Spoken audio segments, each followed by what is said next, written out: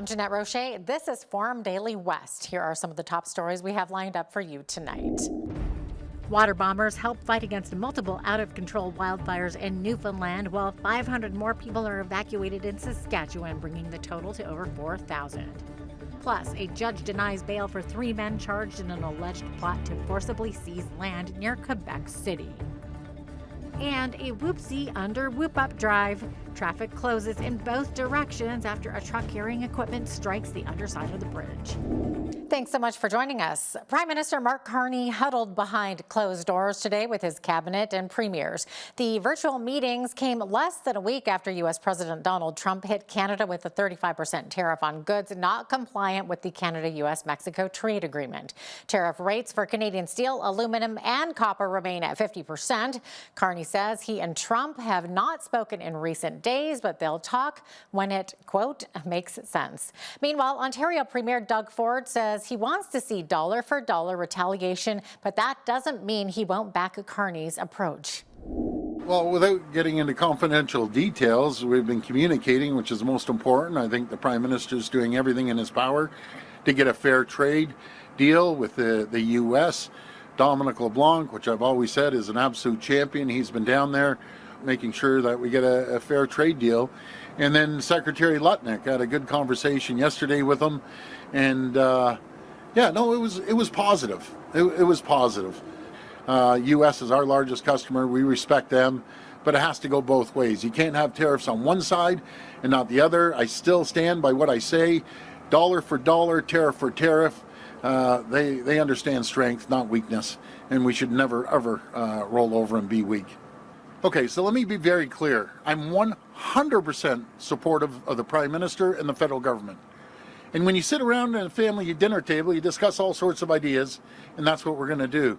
But just in the last 3 months, we've seen the U.S. auto industry face $6.2 billion in tariff-related costs, with most of them projecting significantly higher costs for the year.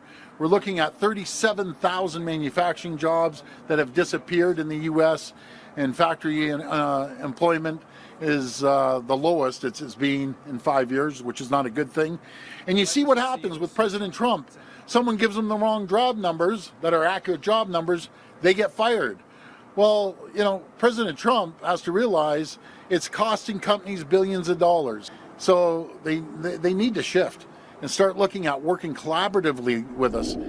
On the issue of retaliatory tariffs, Saskatchewan Premier Scott Moe disagrees with Premier Ford. During a radio interview, Moe said Canada should dial down its retaliatory measures. This all comes just one day after Carney announced a $1.2 billion in support for Canada's struggling softwood lumber. He promised that Canada will not play industries off against each other for the sake of a trade deal with the U.S. To be clear, we're not sacrificing any industry. We're working for the best deals for all our industries. And part, to bring it back to today, of getting the best deal, not just in the trade discussions with the United States, but for what really matters.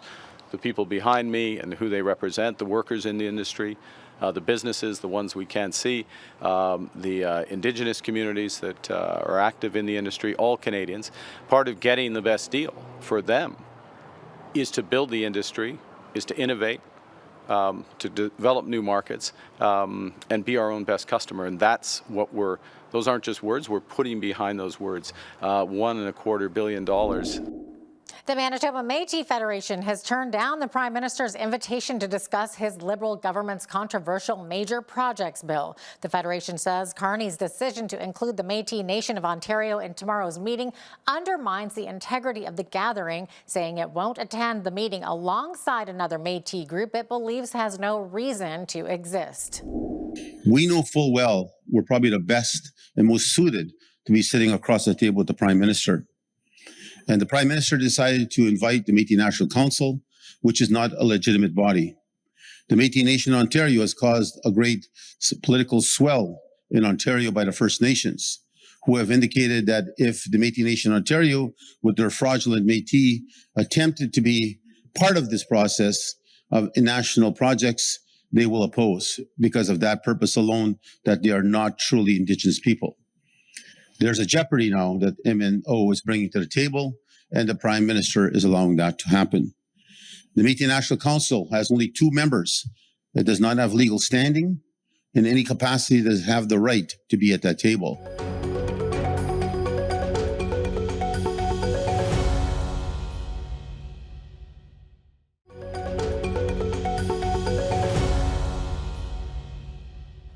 Water bombers are helping in the fight against multiple out-of-control wildfires in Newfoundland. Premier John Hogan says 6 active fires are currently burning and half of them are out of control. He says an unknown number of structures have been destroyed on the eastern side of the province. About 750 blazes burning across the country have also prompted evacuations. Thousands of people recently from a First Nation in northern Manitoba as wildfires threatened to cut off road access and muddied air quality. Meantime, in Saskatchewan, roughly 500 more people have been forced out of their homes because of the wildfires. The Saskatchewan Public Safety Agency says fires burning over the long weekend caused residents of La Loche to flee. Officials say that brings the total number of wildfire evacuees in the province to about 4,000. Saskatchewan was reporting 82 active wildfires on Tuesday. A judge has denied bail for 3 men charged in an alleged plot to forcibly seize land in the Quebec City area. The men in their 20s face many charges, including terrorism charges. A 4th accused is a man in his 30s who's facing weapons charges and has been granted bail under a lengthy list of conditions. The Canadian Armed Forces have said 2 of the accused were active members of the military at the time of their arrest last month. While there has been a documented rise in anti-Semitism since Israel responded to the October 7th attack by Hamas, Muslim leaders here in Canada say they're dealing with an increase in Islamophobia. The Islamophobia Research Hub at York University released a report today showing schools and employers are linking Palestinian culture with terrorism and retaliating against people already traumatized by the Gaza war. The range of incidents documented in the report include hate-motivated crimes such as violent assaults, vandalism, and arson, discrimination, doxing, and blacklisting in employment provision of services and educational spaces as they relate to Muslim, Palestinian, and Arab Canadians, as well as those speaking out against the persecution of Palestinians. It includes disinformation, including foreign interference, fake news, and unfounded accusations, attacks on academic freedom, freedom of expression, and student safety in elementary, secondary, and post-secondary educational settings, and civil liberties violations related to protests and dissent. The report urges all levels of government to officially recognize anti-Palestinian racism and calls on Ottawa to crack down on foreign interference that targets Muslims in Canada. In international news, a helicopter crash in Ghana has killed 8 people, including the country's defense and environment ministers. The military says the helicopter took off this morning from the capital of Accra toward a gold mining town in the Ashanti region, but went off the radar. The vice chair of the ruling party and a top national security advisor were also on board. The cause of the crash isn't immediately known. Back here in Alberta, the provincial government is taking action against predatory tow truck drivers. These drivers will show up at an accident scene and pressure car owners to use their services and make it sound like they don't have a choice. But Alberta Transportation Minister Devin Dreeshen says that will change on August 8th. That's why we will now be requiring tow trucks to stay at least 200 meters away from a collision scene unless instructed otherwise by police or the driver of a damaged vehicle. Now, the changes include a fine of $1,000 to tow truck drivers who enter that exclusionary zone, and that includes dispatchers or others who instruct drivers to cross the exclusionary zone. These changes penalize bad actors in the tow truck industry and shield Albertans from unethical practices. They will also ensure a consistent provincial response to predatory tow truck driving behavior, which will help with insurance premiums from excessive towing fees. These new offense provisions introduced by the province are another tool to keep our roads safe. In October of 2024, a tow truck operator was charged with theft over $5,000 when they would only release the vehicle after being paid a fee by an insurance company. And then, in May of this year, owners of 10 towing companies, were charged with fraud. During this investigation, police discovered that numerous tow truck companies in Edmonton were reportedly fraudulently billing insurance companies for services that were not provided. Police learned these companies were allegedly inflating bills, including charges to insurance companies for upwards of $5,000 for basic collision tows. Police estimate that these 10 companies have cost over $200,000 in fees that affect the insurance rates of all Albertans. When we return, we'll have more of the top stories from the West with Forum Daily West.